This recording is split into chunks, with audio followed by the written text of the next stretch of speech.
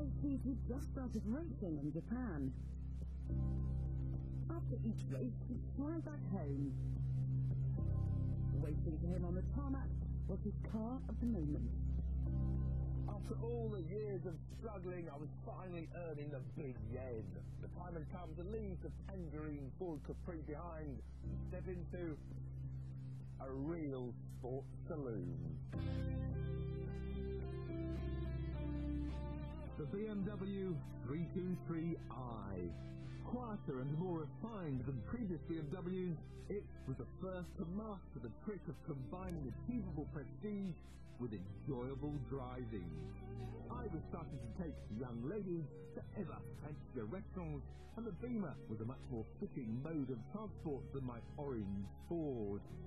I'd raced in the BMW County Championship and was thrilled when I could afford a road-going version. Having raced one, I wanted to own one.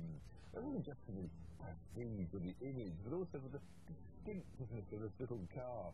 I just still well remember that rasping bark as the revs go through 3,000 RPM every time we accelerate.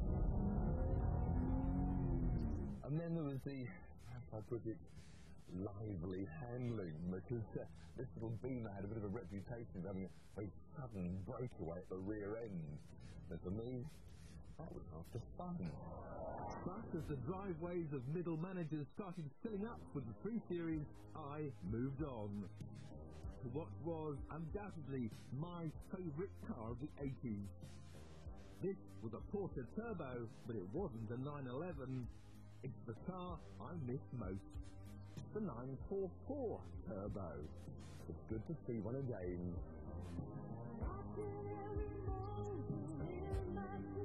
Our hero was by now racing for Porsche. His mission was to make the 944 look like a serious competition machine, which he did by winning almost half the races he entered. What a guy.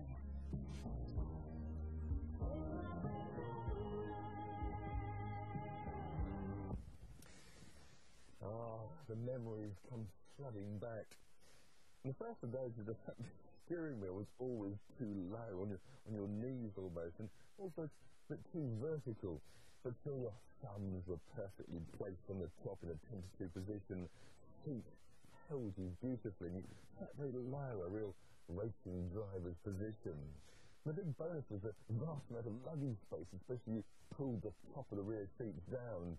Racing all over Europe, I could take luggage for 2, the racing kit, and for the Le Mans week, the golf clubs as well.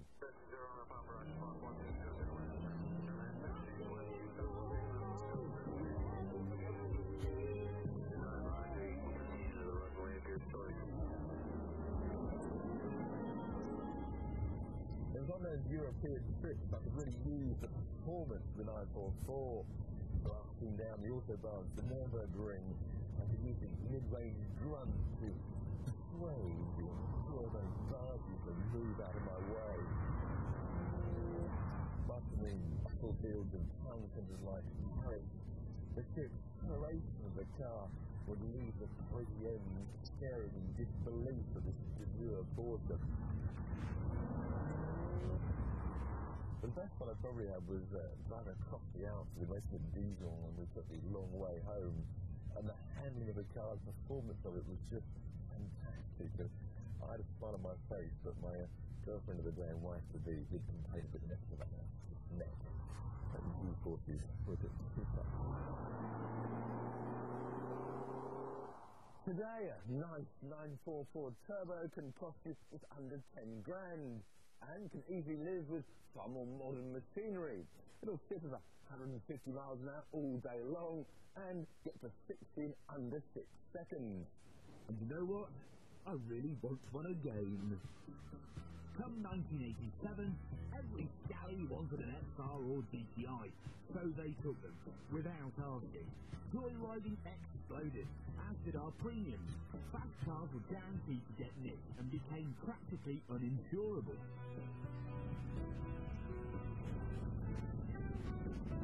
In fact, prices were rocketing everywhere. This month after Van Gogh's sunflowers sold for a record £22,500,000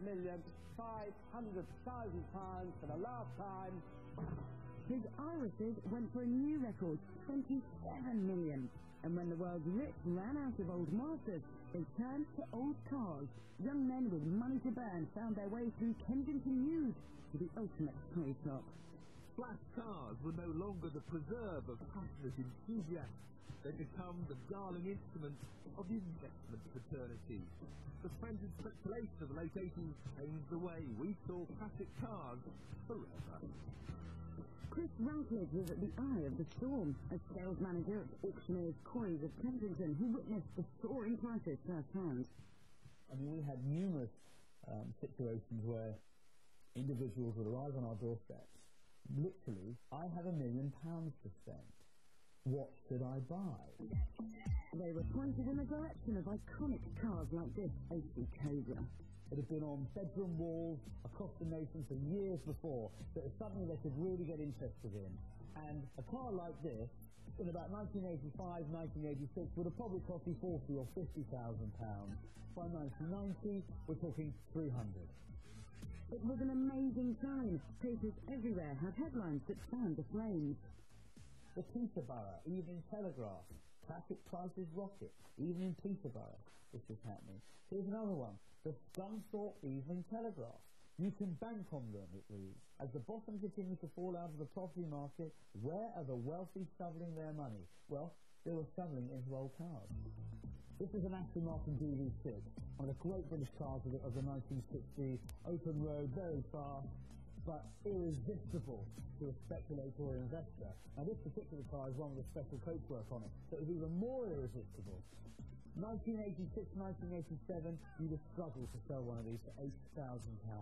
1990, £100,000. One of the interesting quirks about the boom in the late 1980s was not just a huge increase in value in classic and old cars, but incredible increase in value in new cars. I mean, people, traditionally the new car depreciates. The old adage, your very expensive new luxury saloon is only worth half what you paid for it the minute you turn the key. That went out the window. They were worth 20% more the day you turn the key. This is it. The 80s big mama. Nothing represents the chronic hyperinflation of the 1980s car market better than a Ferrari Testarossa. People were buying these cars from the dealers and were selling them for twice what they paid for them before the cars were ever even built. But they'd all forgotten what goes up must come down. A Gulf War and high interest rates meant speculators' fingers got badly burned. It's unlikely we'll see that kind of madness ever again. William, over to you. So there we have it, 10 years of motoring. Most remarkable, perhaps, were the things we didn't have. No electric windows, no air conditioning, no central locking. School runs weren't packed out with MPVs and 4x4s. No one had even heard of speed cameras. And as I used to say back then, good night and drive safely. And here's a reminder of the question and the numbers you need to enter our fabulous golf competition.